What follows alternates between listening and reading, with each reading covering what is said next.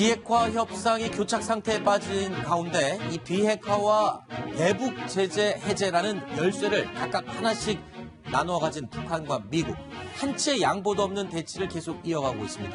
이런 가운데 북한 내부에서는 심상치 않은 움직임이 또 포착이 되고 있습니다. 결국 북한도 인내심의 한계에 다다르고 있는 것 같습니다. 고위층 인사 이런 말을 했습니다. 피말리는 대북 제재에 이제 더 이상 참을 수 없다. 지금까지 참을 만큼 참았다라고 이야기를 쏟아내고 있다고요. 네, 미국의 자유아시아 방송의 현지, 그러니까 평양의 소식통을 인용해서 보도한 내용입니다. 그동안 북한 내부에서 미국이 곧 경제 제재를 풀어줄 것으로 알고 있어서 굉장히 많이 기다렸다. 하지만 1년 이상 기다렸는데 여전히 나아진 것은 하나도 없다. 그래서 내부 현재 분위기가 상당히 좋지 않다. 이런 내용을 현지 소식통을 인용해서 보도를 한 내용입니다. 네. 그리고 남한과 관련된 내용도 약간 있었는데요. 실제로 맨 처음에 남북 관계에 대해서도 약간 회의감을 많이 느끼고 있다. 남한이 평화적으로 나온다고 해서 그것이 모두 해결되는 것은 아니다. 그래서 북한에 있는 사람들의 인내심이 한계에 이르렀다. 이런 내용도 담고 있었습니다. 자, 불만의 목소리 그저 일부의 반응은 분명 아닌 것 같습니다. 오늘 이 보도가 나오기 며칠 전 성탄절에 뉴스탑10에 출연했던 태용호 전 영국 주재 북한 공사도 똑같은 말을 이 스튜디오에 나와서 한 적이 있습니다. 들어보시죠. 눈말이 되어 오면서 북한 언론들을 보면 대단히 불만기가 있고 네. 그 다음 짜증나고 네. 쉽게 이야기하면 한 해 동안 한국 정부 좀 하고 좀 해보고 미국하고 한번 해봤는데 연말 되어 와서 보니까 하나도 된 거 없고 북한이 우리는 한국이나 미국 하자는 대로 다 해준 건데 왜 이렇게 진전이 없고 이 제재도 하나도 안 풀리고 이러냐 이런 그런 불만이와 짜증기가 대단히 많이 지금 배어나오고 있다. 저는 이렇게 보고 있습니다. 안 박사님, 여러 가지 방법들을 통해서 북한이 지금 저 짜증과 인내심의 한계를 표출을 하고 있는 거군요. 그렇죠. 북한의 언론은 그야말로 김정은 위원장의 심기를 그대로 드러내는 거 아니겠습니까? 네. 그런데 이제 북한도 해줄 걸 다 해줬다고 이렇게 말하지만 그게 아마 5월 달에 이제 풍계리 길쭉은 풍계리도 폭파시켰고 동창리에 로켓 발사 시설도 해체했고 이런 걸 주로 자기네 해줄 거 다 해줬다고 하지만 사실은 김정은 위원장의 답방이나 2차 북미 정상회담 정도만 해서도 북한이 짜증낼 수 없을 만큼 뭔가 대가가 차려졌을 가능성은 있습니다. 네. 이자 북한으로서는 이제 아무래도 이번에 이제 인권 결의안을 채택하는데 우리 대한민국 정부가 이제 참여했다. 여기 이제 불만의 목소리가 있으니까 워싱턴에 대고는 별로 짜증을 못 내면서 그 대신 종로에서 뺨 맞고 한강에서 삿대질한다고 좀 우리 정부를 향해서 좀 불만을 드러내면서 네. 짜증을 표출하고 있습니다. 한강에서 눈을 흘리겠죠. 예, 알겠습니다. 네.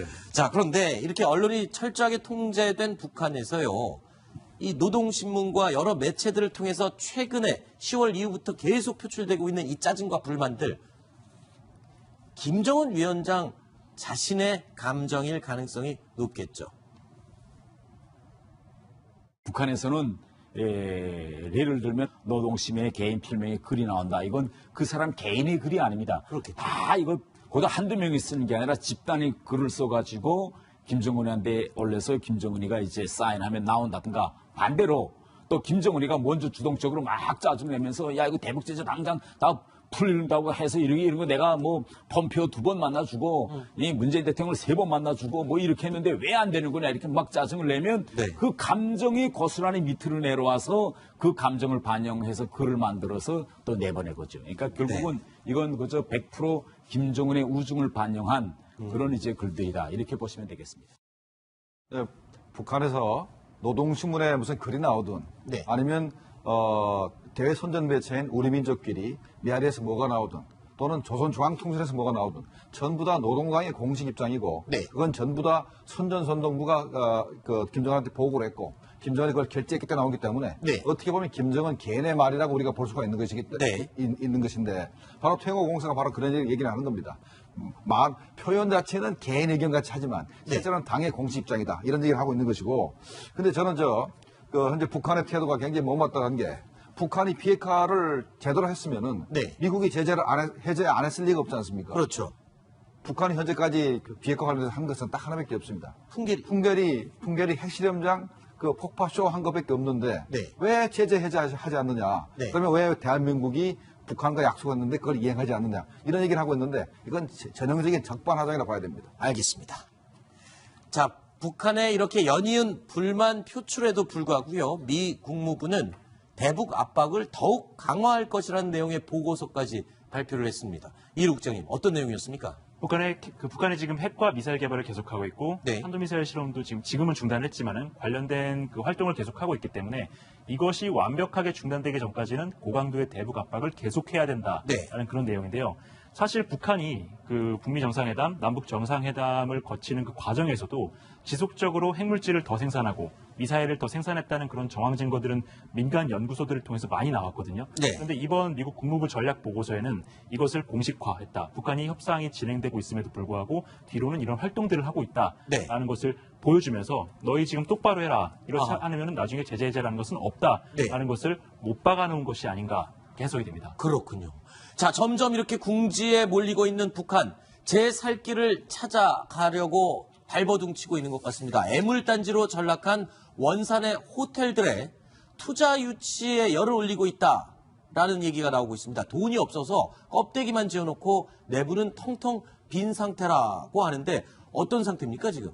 네, 원산에 일단 북한이 관광지로 개발을 하려고 하고 있습니다. 올해 그런 계획을 신년사에서 김정은이 선포를 했었는데 그래서 이제 호텔도 많이 짓고 이것들을 관광객들을 유치해야 됩니다. 그런데 건물은 외부는 지었는데 내부 인테리어나 그 이외의 여러 가지 시설들에 대한 보완 공사를 해야 되는데 투자자들을 제대로 찾지 못해서 시설 가동을 하지 못하고 있는 상황입니다. 네. 북한으로서는 여기서 돈을 좀 벌어서 다른 곳에 투자도 하고 또 원산에 그 수출 가공단지 이런 것들을 만들고 싶어 하지만 실제로 중국이나 여러 다른 나라에서 투자가 오지 않고 있어서 매우 애를 먹고 있는 상황입니다. 네. 유경 호텔도 다 지어놓고 그 내부가 한참 텅텅 비어 있었잖아요. 근데 다른 이 원산의 호텔도 마찬가지였나 보군요. 맞습니다. 유경 호텔도 이제 군인들을 동원해서 대학생들을 동원해서 골조를 올리는 건 뭐 철근하고 시멘트만 있으면 사실 올릴 수 있는데 그 안에 인테리어를 하려면은 그야말로 돈이 있어야 되고 그렇죠. 원자재가 들어와야 되는데 북한의 기업 시설 가지고는 그건 할 수 없고 원산도 지금 똑같습니다. 군부대가 와서 골조는 잘 올려놨는데 그 내부에 이제 들어가는 건 돈 들어가는 걸 진짜 못하고 돈 있는 들어가는 거 안 들어가기 때문에 지금 김정은 위원장이 지난 8월에 왔었고 또 석 달 만에 11월에 왔었고 와서 동료는 하되 밑에 사람들은 아하. 맨손밖에 가진 게 없으니까 진전이 안 됩니다. 투자 안내서를요, 지금 보니까 4개국어로 만들어서 투자 안내서를 배포를 하고 있거든요, 북한이. 이 말은 지금 외자 유치를 하는데 열을 올린다는 그 뜻이잖아요. 그렇죠. 그런데 그것도 이제 한국어, 중국어, 러시아어 이렇게 이제 그 만들어서 용어까지 만들어서 보내는데 네. 사실 중국이 저기다 투자해야 되지만 중국도 지금 비핵화의 신중론을 가지고 있고 네. 러시아는 또 크게 관심이 없고 그렇기 때문에 어떻게 보면 좀 오픈해서 뭐 일본이나 뭐 다른 자본주의 국가에 자금이 들어와야 저게 진전이 있지 네. 자신들 힘으로는 도저히 할 수 없는 게 원산의 지금 갈마 그 관광 지구입니다. 자, 급기야는요, 중국 기업에 예치금까지 요구를 하면서 투자를 종용을 하고 있는 상황이라고 합니다. 북한의 외화 사정이 그만큼 급한 모양인 것 같은데, 근데요, 북한의 믿을 만한 구석, 중국밖에 없겠죠. 그런데 중국도요, 북한의 영원한 동아줄이 되어주지는 못할 것 같습니다. 왜냐하면 더 큰 문제가 북한 내부에 있기 때문입니다. 가장 중요한 건 제 생각에는 다음해죠. 중국이 다음에도 무상 경제 원조를 준다고 해도 이게 중국이 해결해 주지 못할 문제가 하나 있습니다. 바로 뭔가면 해외에 나가 있는 수만 명의 북한 인력들에 대한 문제입니다. 2017년에 나온 이제 대북 제재 결의하면 북한으로 추방하게 돼 있어요. 5만 명부터 7만 명에 해당하는 인원들이 대대적으로 북한으로 돌아와야 할 이런 지금 상황에 있습니다. 아, 김종보 시장님. 네. 그러니까 2017년도에 발효된 이 대북 제재 결의안 내용에 따르면 그때 시점에서 2년 안에 네, 그렇죠. 모든 외화벌이 노동자들 전부 다 북한으로 들어가게 시한이 정해져 있잖아요. 근데 그 2년의 시한이 이제 내년에 마감이 되는군요. 다가오고 있죠. 아하. 신규 고용은 안 되고 네. 현재 고용하고 있는 북한 노동자도 내년 말까지는 전부 다 북한으로 기원시켜야 되는데 외화벌이의 수단이 완전히 끊기게 되겠군요. 그렇게 되겠죠. 근데 그것 때문에 북한이 힘든데 아까 그 중국 그 기업들이 북한에다가 예치금을 좀 넣어달라라고 이제 북한 쪽에서 요청을 하지 않습니까? 중국에 잘 이행을 안 하죠. 네. 이게 몇 번 떼어먹기 때문에 아하. 다시가 안 당하는 겁니다. 왜냐하면 북한에도 한번 돈을 줬다가 그 사업이 나중에 결렬을 해도 그 예치금을 돌려주지 않기 때문에 네. 사업이 확실치 않으면 돈을 안 주고 현재 중국이라는 국가가 북한에 투자하는 것이 아니고 네. 개인 사업가가 투자하기 때문에 그렇죠. 확실하지 않으면 투자를 안 하기 때문에 네. 현재 북한이 과거에 못된 그런 행동을 했기 때문에 네. 투자가 더 힘들어진 겁니다. 이 사업에서 신뢰가 떨어지면 절대 이어질 수가 없겠죠. 안 박사님. 자, 지금 대북 제재 결의안 2017년도에 발효된 이 유엔 제재안에 따르면 이제 2년의 만기가 다가옵니다. 2년 안에 모든 해외 노동자들 얼마나 그랬죠? 규모가 어느 정도 됩니까? 뭐 7만 명이 넘는 수준이기 때문에 네. 중국이나 러시아가 주로 이제 뭐 동남아에도 있습니다. 쿠웨이트는 중동에도 있고 이 사람들이 다 철수를 당한다. 그러면 북한은 그만큼 또 노동력의 실업자도 늘어나는 대신 외화의 어떤 말하자면 수입이 확 줄어드는 겁니다. 네. 가뜩이나 제재로 지금 정말 못 살겠다고 아우성치는데 이 사람들이 들어오면 아마 수천만 달러의 외화벌이가 단절이 되기 때문에 네. 이것은 김정은 위원장 체제에서는 상당히 위협이 되는 것입니다. 자, 지금 곳곳에 징후가 보이고 있습니다. 북한이 더 이상 자존심만 갖고 버틸 수 있는 그 한계점이 코앞에 다가온 것을 감지할 수 있습니다. 다음 순위로 이어갑니다. 이분들과 또 함께하겠습니다. 만나보시죠. 러시아가 최근 군사적으로 미국의 턱밑을 바짝 추격하고 있습니다. 무려 마하 5 이상의 속도를 내는 극초음속 미사일 시리즈를 내놓으면서 미국을 긴장하게 만들고 있는데요. 최근에 저희가 소개해드렸던 먼저 첫 번째 초음속 미사일 바로 지르콘입니다. 자, 지르콘 무려 마하 7에서 8의 속도를 내서 날아가고요. 워낙 속도가 빠르기 때문에 미사일 감지 레이더를 피할 수 있고 더더군다나 자체 스크램젯 엔진을 통해서 요리조리 피하면서 미사일 방어 시스템을 무력화시킬 수 있는 첫 번째 극초음속 미사일입니다. 이 발사 성공했다고 지금 알려져 있죠. 두 번째 극초음속 미사일입니다. 우리말로 단검이라는 뜻을 가진 킨잘이라는 극초음속 미사일입니다. 이 미사일은 무려 마하 10까지 속도를 내는데 첫 번째와 같이 스크램젯 엔진은 자체 엔진을 장착하고 역시 미사일 방어 시스템, 미국의 MD 시스템을 농락하듯이 요리조리 피해서 목표 지점까지 날아갑니다. 그리고 바로 세 번째, 아방가르드라는 이 미사일은요, 속도가 무려 마하 20까지 나는 무시무시한 극초음속 미사일 8강체입니다. 이 아방가르드, 이 세 번째 극초음속 미사일 역시 러시아가 드디어 시험 발사에 성공했다라고 밝혔습니다. 러시아에는 이렇게 치르콘, 킨잘, 그리고 아방가르드까지 극초음속 무기 3총사가 있는데요. 이번에 이 아방가르드까지 모두 성공하면서 세 가지 극초음속 미사일이 모두 실전 배치를 코앞에 두고 있는 그런 상황입니다. 자, 이유종 기자. 뉴스토트를 통해서 저희가 아방가르드 미사일을 시험하고 있다까지는 전해드렸었는데 속도가 굉장히 빠릅니다. 시험 발사에 벌써 성공을 했군요. 네, 블라디미르 푸틴 러시아 대통령이 그동안 굉장히 자신감을 보이며 미국에 대항할 비장의 무기로 꼽아온 것이 아방가르드입니다. 네, 이것이 이번에 그 러시아 군에서 시험 발사를 했는데 수평이나 수직 모두 극초음속으로 움직일 수 있었고 6,000km 이상 멀리 떨어진 그 훈련장에 목표물을 정확하게 타격했다고 러시아군이 공식 밝혔습니다. 러시아군은 앞으로 이것을 실전 배치할 예정이고요. 정해진 프로그램에 따라 제대로 실전 배치할 예정입니다. 네, 이일우 국장님. 이 세 가지 극초음속 무기의 특징 모두 미국의 미사일 방어 시스템을 비웃듯이 요리조리 피해 다닌다는 것이 특징이잖아요. 네, 맞습니다. 속도가 굉장히 빠르기 때문에 네. 일반적인 레이더로는 위치 추적이 굉장히 좀 어렵고요. 네. 왜냐하면 레이더도 결국엔 전파를 쏴서 돌아오는 것을 계산을 해야 되는데 네. 처음에 전파가 맞았을 때 위치하고 나중에 차후 위치하고 너무 갭이 너무 크기 때문에 미사일의 정확한 위치를 파악하기가 좀 어렵고요. 네. 두 번째는 통상적으로 이런 엄청나게 고속의 미사일들은 탄도미사일 형태였습니다. 이 네. 탄도라는 것은 우리가 공을 던지면 포물선을 그리면서 날아가지 않습니까? 그러면은 이 포물선의 마지막 끝부분, 이게 어느 코스로 어떻게 날아와서 어느 지점에 떨어질 것인가를 예상할 수 있는데 네. 러시아가 이번에 만들어낸 이 미사일 같은 경우에는 포물선이 아니라 변칙 기동을 합니다. 말 그대로 요리조리 피하기 때문에 미래 예상 위치를 예상할 수가 없어서 어디다 대고 먼저 요격 미사일을 발사해야 될지 감을 잡지 못하게 만듭니다. 아예 감조차 잡을 수 없는. 예, 맞습니다. 그렇군요. 자, 아방가르드 미사일. 지금 자료 화면으로 잠깐 보신 이 개념도인데요. 이 아방가르드는 개발 단계에서부터 푸틴 러시아 대통령이 엄청나게 자랑을 했던 바로 그 전략 무기입니다. 성공을 얼마나 학수고대했으면요. 직접 이 시험 발사 현장을 찾아갔습니다. 그리고 이 발사 명령을 푸틴 대통령이 직접 내렸는데요. 그리고 눈앞에서 그 성공하는 장면까지 직접 목격했습니다. 러시아 조국의 새 선물이라면서 자축까지 했습니다.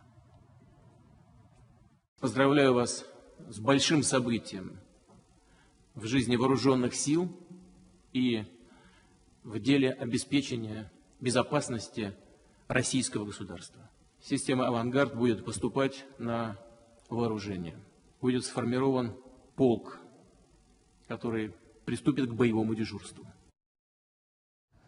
최소한 마 7에서 8, 그리고 최대 마 20까지 속도를 내면서 미국의 미사일 방어 시스템을 완전히 무력화시키는 이 세 가지 미사일 시스템. 자, 그런데 이 아방가르드에 대해서 푸틴 대통령이 더더욱 애착을 가졌던 이유, 바로 조금 전에 말씀드린 것처럼 미국의 모든 미사일 방어 시스템 다 뚫을 수 있다는 소리잖아요. 예, 맞습니다. 나머지 두 종류는 여기에 핵탄두를 탑재하지 않는 전술적인 목적에서 운용이 된다면은 네. 이 아방가르드 같은 경우에는 핵탄두가 탑재가 됩니다. 그리고 사정거리도 굉장히 길기 때문에 러시아 본토에서 미국 본토를 핵 공격을 할 수 있는데 아하. 현존하는 미국의 MD 시스템 그리고 차후 한 10년 동안 개발될 수 있는 미국의 MD 시스템 그 어떤 것으로도 요격이 불가능하기 때문에 네. 앞으로 이 창과 방패의 싸움에서 러시아가 최소 10년 이상은 절대적인 우위에 서게 됐다. 이렇게 평가할 수 있어서 푸틴 대통령이 이렇게 애착을 갖고 이야기를 하는 것 같습니다. 네. 자, 푸틴 대통령이 자랑하고 있는 이 극초음속 무기 아방가르드뿐만 아닙니다. 극초음속 순항 미사일 킨잘은 지금 화면에 보시는 이 미사일인데요. 전쟁의 감초라고 불리는 미국의 토마호크 미사일보다 사거리가 훨씬 길고 속도 또한 빠릅니다. 자, 토마호크 미사일. 그 원리를 가지고 요리조리 피해 다니면서 목표 지점까지 도달하는 위협적인 무기가 될 텐데요. 자, 그런데 미그 31 전투기에 실어서 발사하는 게 특징입니다. 이 킨잘이라는 미사일이요. 근데 TU-22M3 전략 폭격기에 탑재해서 사거리를 무려 1000km를 더 늘렸다. 이건 어떤 의미인가요? 사실 이 미그 31에 탑재되는 것만으로도 미국의 엄청난 쇼크인데 네. 지난 8월 13일 날 엄청난 그 이슈가 될 뻔했던 사건이 있습니다. 잘 네. 알려지지 않았는데요. 8월 13일 날 러시아가 저 미그 31 BM 전투기에다가 킨자를 얹어서 알래스카 인근에서 훈련을 했습니다. 네. 두 번을 갔는데 두 번 중에 한 번을 미국 그 북미 방공사령부에서 탐지를 하지 못했습니다. 아하. 이것이 결국에는 알래스카 근처까지 와서 2,000km짜리 미사일을 발사 실험을 했는데 네. 결국엔 만약에 이 당시에 미그 31이 작심을 하고 미국을 공격하겠다고 한다면 네. 미국이 탐지하지 못한 상태에서 저 킨잘 미사일을 미국 본토에 내리꽂을 수 있는 상황이었거든요. 아하. 그것을 미국이 탐지를 하지 못했던 것이고요. 네. 근데 여기에다가 지금 이제 더 이상 더 많은 그 킨잘을 탑재할 수 있는 그 저 백파이어 폭격기 저기에다 저걸 장착하게 되면은 네. 이제는 알래스카에서 더 긴 항속거리를 확보할 수 있기 때문에 네. 미국 중부 지역 그다음에 경우에 따라서는 동부 지역까지 타격할 수 있는 그 능력을 확보하기 때문에 네. 당시 8월 13일 날 그 사건이 있고 나서 미국 공군 그리고 미국 국방부가 발칵 뒤집혔던 적이 있었습니다. 아니 그런데요, 우리 시청자들도 그렇고 저도 마찬가지고 마하라는 속도가 감이 오질 않거든요. 마하 10. 이 킨잘 미사일이 마하 10이라고 하는데 마하 10이면 서울에서 부산까지 어느 정도 걸리나요? 눈 깜짝할 사이에 도착한다고 표현하는 것이 맞을 정도인데요. 네. 일반적으로 마 1 정도면 시속 한 1100 정도가 됩니다. 그렇죠. 그럼 1시간에 마 10이라면 1시간에 11,000km 그러니까 대륙간 이동이 가능하다는 속도입니다. 아하. 즉 뭐 눈으로 보이지도 않을 뿐더러 레이더로 탐지하는 것도 굉장히 어려운데 네. 우리가 사드 레이더 뭐 북한의 미사일, 중국이나 러시아의 미사일을 다 탐지할 수 있다고 하는 그 사드 레이더도 마 8에서 9가 넘어가면 속도가 너무 빠르기 때문에 탐지가 잘 안 됩니다. 그렇군요. 그 정도로 굉장히 빠른 속도라고 말씀드릴 수 있습니다. 굳이 계산을 해보니까요. 서울에서 부산까지 마하 10이면은 2분 만에 가네요. 네. 와, 그러니까 엄청난 속도로 날아가기 때문에 미사일 방어 시스템이나 탐지 시스템이 포착을 해낼 수가 없는, 그래서 무시무시한 극초음속 미사일입니다. 이런 종류가 무려 3가지나 지금 러시아에서 최근에 모두 실험에 성공했다는 그런 소식인데요.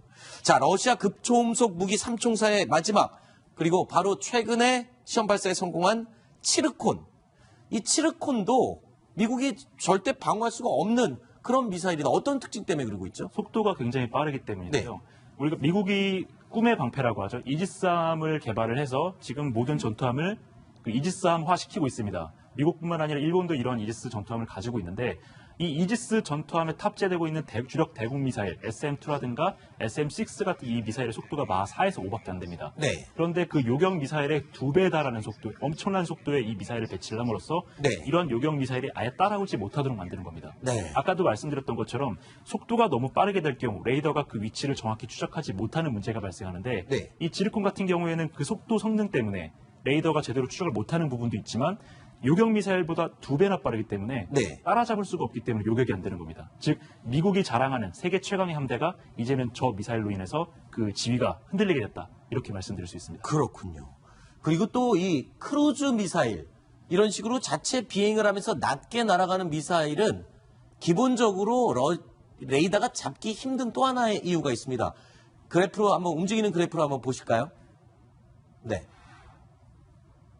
준비가 안 됐습니까? 네. 자, 그러면 다음 이야기를 계속 이어가 보겠습니다.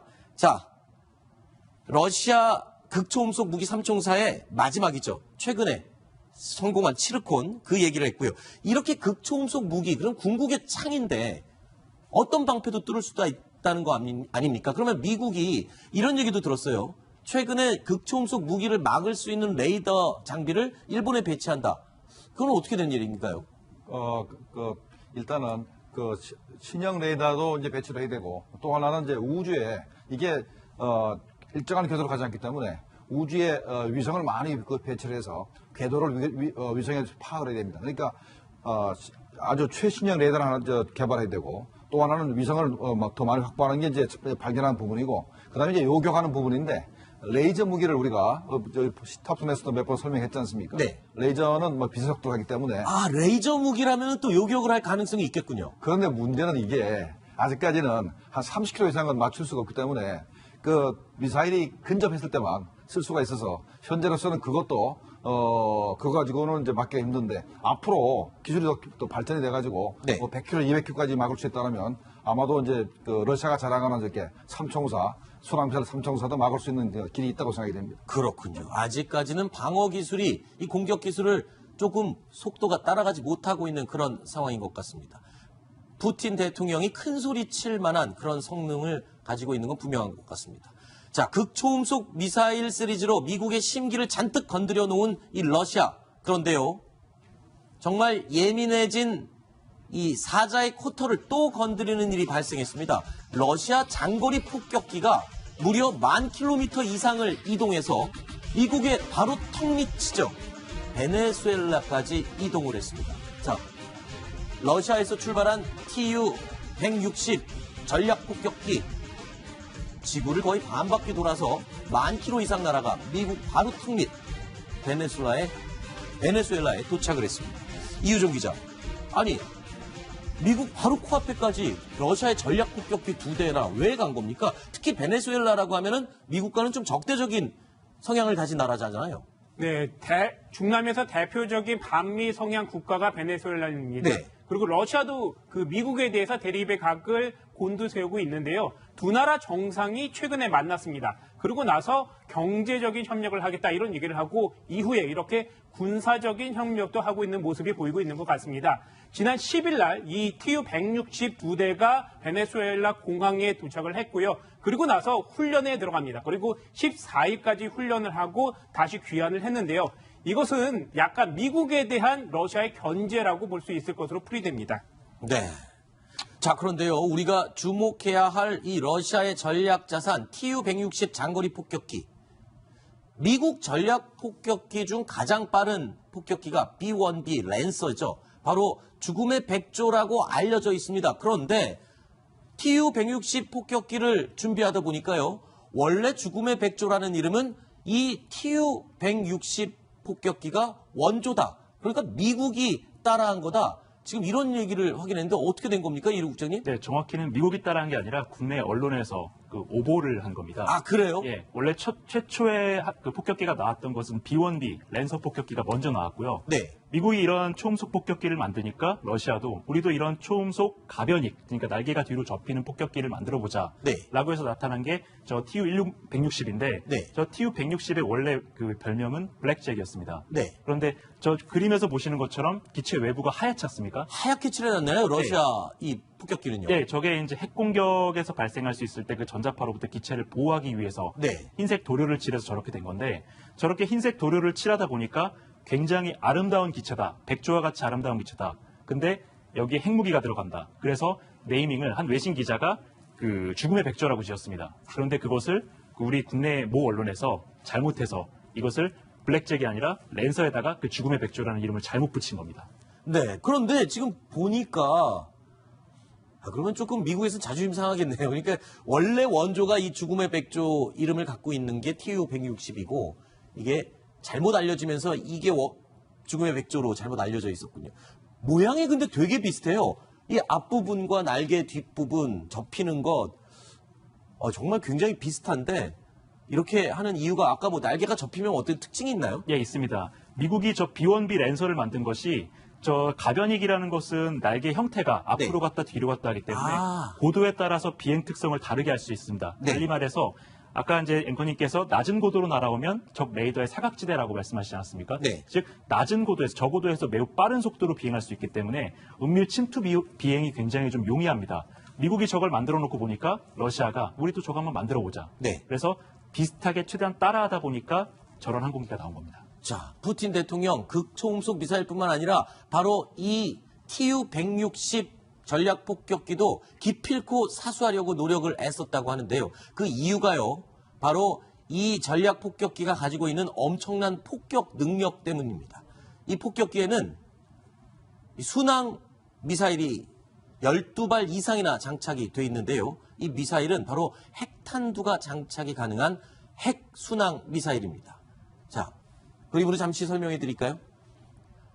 이 원조 죽음의 백조 TU-160 폭격기에서 발사되는 핵순항 미사일입니다. 이 거리가 어마어마한데요. 미국의 토마호크 미사일과 아주 유사한 방법으로 목표물까지 찾아갑니다. 자동 항법 장치에 실제 지형 사진과 함께 겹쳐보고 그 목표물이 맞는지를 정확하게 확인해가면서 목표 지점까지 날아가게 되는데요. 이 기술 때문에 오차가 거의 없이 정확하게 목표를 타격할 수 있고 아주 먼 거리를 날아가게 됩니다. 그렇기 때문에 폭격기에서 발사하고 또 핵탄두를 싣고 있고 먼 거리를 갈 수 있기 때문에 미국에는 상당히 위협적입니다. 그런 미사일을 12발 이상이나 한 대가 싣고 다니는 것이죠. 이일 국장님, 굉장히 무시무시한 무기를 장착한 전략 폭격기군요. 예, 폭격기 자체의 능력도 굉장히 뛰어나지만 네. 여기 탑재되어 있는 KH-101, KH-102 두 가지 미사일이 있는데 러시아 측의 주장에 따르면 이 두 가지 미사일에 스텔스 설계가 도입이 되었다고 합니다. 미사일에 또 스텔스가 예, 도입이 되어 그렇습니다. 있다고요? 그럼 레이더에 완전히 보이지 않는 것은 아니지만 레이더 반사 면적이 매우 작아서 가뜩이나 이런 순항 미사일은 지면에 바짝 붙어서 오기 때문에 레이더에 잘 걸리지 않는데 네. 거기에 스텔스 처리까지 했기 때문에 핵미사일이 날아오고 있는데 당하는 입장에서는 그 미사일이 날아오는지조차도 모르는 상황이 벌어질 수도 있다는 것이죠. 자, 스텔스 기능까지 도입된 러시아의 이 KH-101 핵 순항 미사일. 굳이 스텔스 기능을 달지 않고도요, 순항 미사일은 레이더를 피해갈 수가 있는 기본적인 특징이 있습니다. 지구는 둥글죠. 그리고 레이더가 탐지할 수 있는 범위는 직선 위쪽입니다. 그렇기 때문에 이 빨간 선 아랫부분은 낮게 날아가는 순항 미사일이 레이더에 걸리지 않고도 목표 지점까지 날아갈 수가 있는 특징이 있죠. 여기에 또 스텔스 기능까지 장착이 됐다면 이것 또한 미국의 미사일 방어 시스템을 비웃을 수 있는 그런 미사일 아니겠습니까? 저건 대놓고 미국을 겨냥해서 만든 겁니다. 미국을 겨냥해서 대놓고 만든 예, 거라고요? 왜냐하면은 미국 같은 경우에는 저런 지상 배치 레이더뿐만 아니라 조기 경보기, 그다음에 조기 경보 위성까지 다양하게 운용하고 있기 때문에 저런 레이더의 사각지대가 거의 없습니다. 네. 즉, 그 저고도로 낮게 날아오는 미사일도 지구 어디서든지 미국은 탐지를 할 수 있는데 그러한 미국의 레이더 사각지대가 없기 때문에 레이더에 사각지대가 없다면 레이더가 볼 수 없도록 만들자라고 해서 스텔스 기능을 입혀버린 겁니다. 이 러시아의 폭격기가 이 시리아 공습작전에 실제로 투입된 적도 있다면서요? 예, 시리아에서 굉장히 많이 작전에 투입이 됐었고요. 네. 그때는 이 KH-101뿐만 아니라 일반적인 재래식 폭탄까지 굉장히 많이 투하를 하면서 성능을 좀 입증했던 바가 있습니다. 이 TU-160 전략폭격기, 러시아의 이 전략폭격기가요, 얼마나 위력 있는 폭탄을 싣고 다니냐면요, 한 대만 출격을 해도 웬만한 중소 국가 하나를 모두 초토화시켜버릴 수 있을 만큼의 엄청난 위력을 가지고 있습니다. 자, 이 굉장히 무시무시한 상황인데 문제는요, 김정모 지장님. 네. 이 러시아 원조 죽음의 백조 폭격기가 우리 한반도 인근에도 배치될 가능성이 높아지고 있다고요? 굉장히 높아지고 있죠. 아, 그래요? 그러니까 작년 한 1년 전쯤에서 네. 우리가 톱10에서 뭘 보도했습니까? 러시아가 전략 무기들을 블라디보스토크 인근에다가 계속 배치하고 있다. 그렇죠. 왜냐하면 한반도에서 전쟁이 벌어질 가능성이 있기 때문에 러시아도 스스로 방어도 하고 그다음에 필요하면은 한반도 전쟁에 개입하기 위해서 전략 무기를 계속해서 이제 배치한다고 그랬는데 이렇게 TU-160 같이 이렇게 초음속 전략 폭격기가 있다 그러면 배치를 마다할 이유가 없습니다. 네. 더군다나 최근에 아까도 말씀드렸지만 아까 우리가 보도했듯이 세 가지의 극초음속 미사일. 순항 미사일을 네. 개발이 완료됐다면은 TU-160을 실을 수 있습니다. 아하. 그렇다면은 아마도 그런 그 극초음속 미사일을 싣고 우리 한반도 지역에 배치할 가능성이 높다고 생각이 됩니다. 네.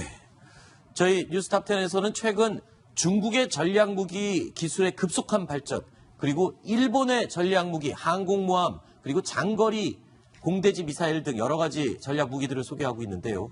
러시아의 어마어마한 이 극초음속 미사일 시리즈, 그리고 전략폭격기, 한반도 주변의 열강들은 계속해서 이 전력 증강에 열을 올리고 있는 그런 상황입니다. 자, 다음 이야기로 이어가겠습니다. 만나보시죠. 원했건 원치 않았건 미국은 70년 넘게 세계의 경찰 국가였습니다. 우리를 포함해서 군사 동맹만 45개 나라입니다. 또 미군 15만 명이 독일, 일본, 호주 등 59개 나라에 주둔하고 있습니다. 하지만 트럼프 대통령은 서로에게 이익이 되는 이 동맹 유지에 미국 세금을 쓰는 게 마땅치 않습니다. 경찰 국가 역할을 그만두겠다고 말했습니다. 김정은 특파원이 보도합니다. 트럼프 미국 대통령 부부가 이라크에 주둔 중인 미군 기지를 깜짝 방문했습니다. At ease, let's have a good time. 트럼프 대통령은 시리아 철군 논란을 의식한 듯 이라크에서는 미군을 뺄 계획이 없다고 강조했습니다. 하지만 미국이 계속 세계의 경찰이 될 수는 없다며 모든 부담을 미국이 지는 것은 부당하다고 주장했습니다. They're going to have to start paying for it because the United States cannot continue to be the policeman of the world. 미군의 존재로 혜택을 보는 동맹국들을 향해 제대로 비용을 내라는 주장을 하며 거듭 압박한 겁니다. In South Korea, in Europe, they saw what this president did. And why would any American ally somehow believe that something like this couldn't happen to them? 세계 경찰을 계속할 수 없다는 발언은 한미 동맹에도 적지 않은 영향을 미칠 것으로 보입니다. 한미 방위 분담금 협상뿐만 아니라 향후 주한미군 역할과도 연계될 수 있다는 뜻으로도 읽혀 파장은 이어질 것으로 보입니다. 워싱턴에서 채널A 뉴스 김정환입니다. 문재인 대통령의 국정 수행에 대한 부정평가가 처음으로 전란을 넘어섰습니다. 중도층의 이탈이 큰 요인이었습니다. 강병규 기자의 보도입니다.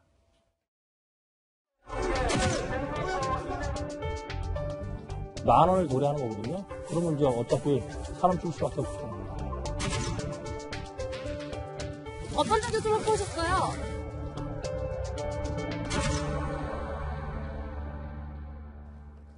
지난 4월 판문점 남북정상회담 이후 80% 가까이 고공행진을 했던 문재인 대통령의 지지율이 8개월 만에 크게 하락했습니다.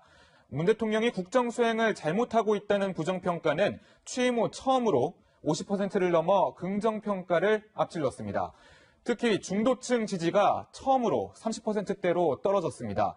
지역별로는 부산, 경남, 이른바 PK의 지지율 하락세가 이어졌고 여권의 고정 지지 기반인 호남에서까지 지지율이 빠졌습니다.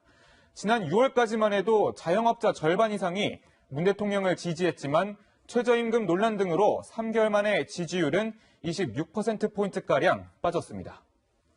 국정 운영의 악순환이 될 수가 있죠. 그러니까 일이 잘 안 되니까 지지율이 떨어지고, 지지율이 떨어지면은 국정 동력이 떨어지니까 일이 또 잘 안 되고. 청와대는 지지율 하락을 막는 게 우선이라고 보고 당분간 경제 성과 내기에 집중한다는 방침입니다. 문 대통령은 내일 국무위원들과 송년 만찬을 갖고 분위기 다잡기에 나섭니다. 채널A 뉴스 강병규입니다. 네, 무산될 뻔했던 올해 마지막 국회 본회의가 현재 진행 중입니다. 민주당이 청와대를 상대로 하는 국회 운영위를 31일 열기로 합의했기 때문인데요. 국회 연결하겠습니다. 이동재 기자. 네, 조국 민정수석의 운영위 출석 여부가 쟁점이었는데 이거 결정이 났습니까? 여야 3당 원내대표는 오늘 오후 협상을 갖고 국회 운영위원회에 임종석 대통령 비서실장과 조국 민정수석이 출석하기로 합의했다고 설명했습니다. 한국당은 그간 두 사람의 국회 출석을 조건으로 12월 임시국회 핵심 법안 처리를 연계하겠다는 입장이었습니다. 조국 수석은 오늘 오전까지만 해도 검찰의 1차 수사가 종료되면 기꺼이 출석하겠다며 사실상 한국당 요구를 거부했는데요. 문재인 대통령이 나서면서 분위기가 바뀌었습니다. 이른바 김용균법의 연내 통과를 위해 조 수석을 출석시키라고 문 대통령이 지시를 한 겁니다. 조국 수석의 국회 운영위 출석과 김용균법 처리를 맞바꾼 셈입니다.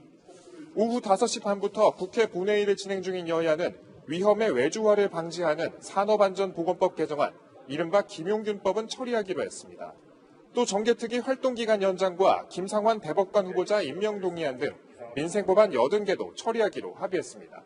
지금까지 국회에서 전해드렸습니다.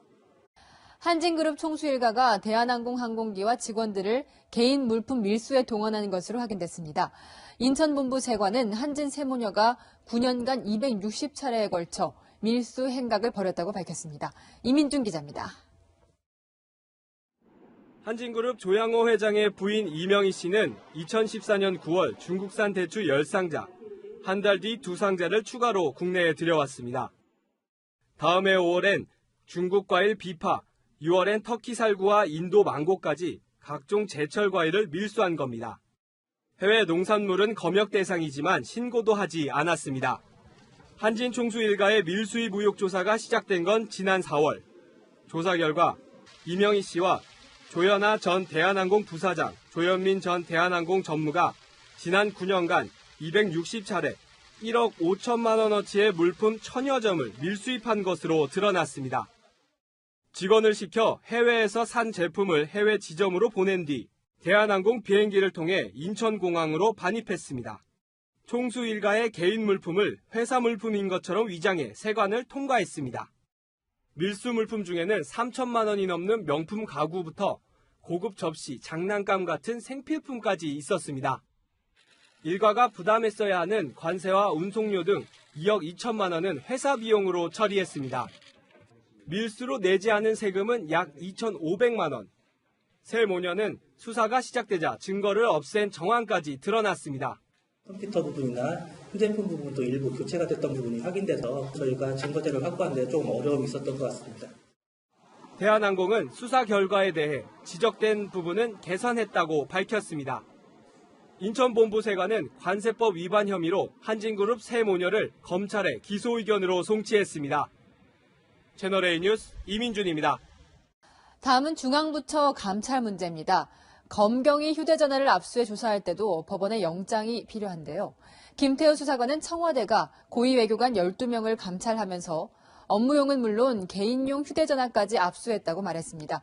외교부는 위법이 없었다고 설명했습니다. 박민우 기자입니다. 김태우 수사관이 공개한 12명의 외교부 공직자 명단입니다. 고위 공직자부터 청와대 파견 인사까지 망라돼 있는데 이름과 직위, 전화번호가 적혀 있습니다.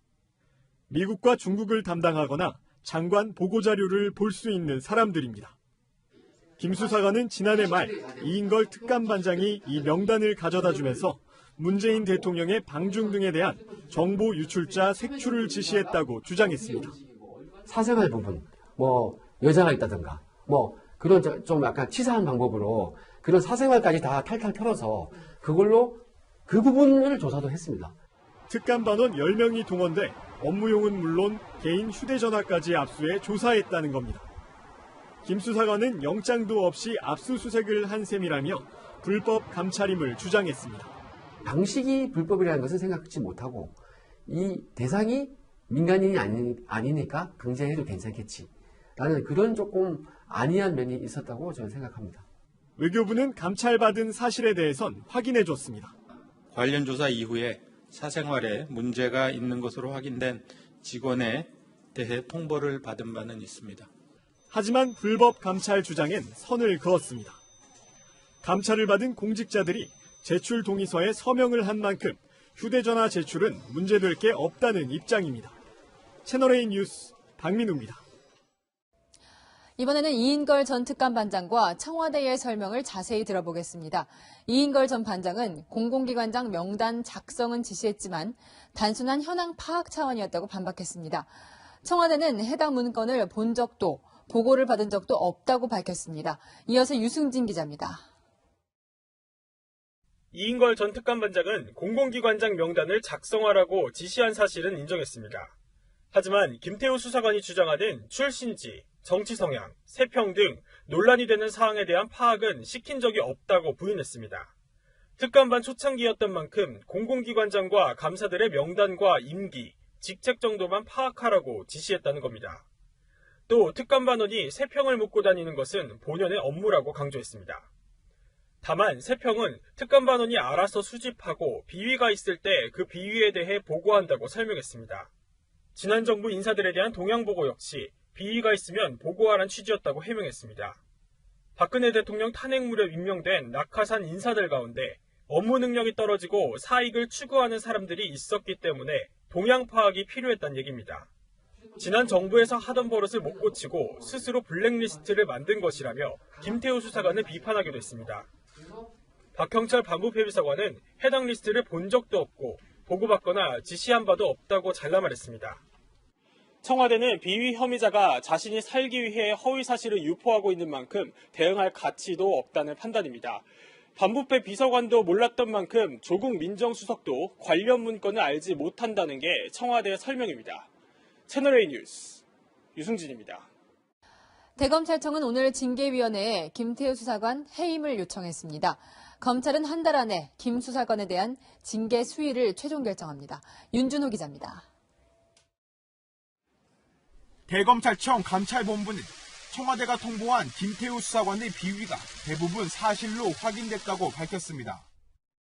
김 수사관이 청와대 특별감찰반에 근무하면서 감찰 대상인 과학기술정보통신부의 5급 사무관 자리로 특혜성 이직을 시도했다는 겁니다. 또 지인에게 청와대 파견 인사청탁을 하고 지인의 사건을 알아보려고 경찰청 특수수사과에 찾아간 것으로 조사됐습니다. 검찰은 김 수사관이 외부 인사에게서 12차례에 걸쳐 430만 원 상당의 골프 접대 등을 받았다고 설명했습니다. 해임이라는 중징계 요청 배경에는 청와대 문건 유출이 크게 작용했습니다.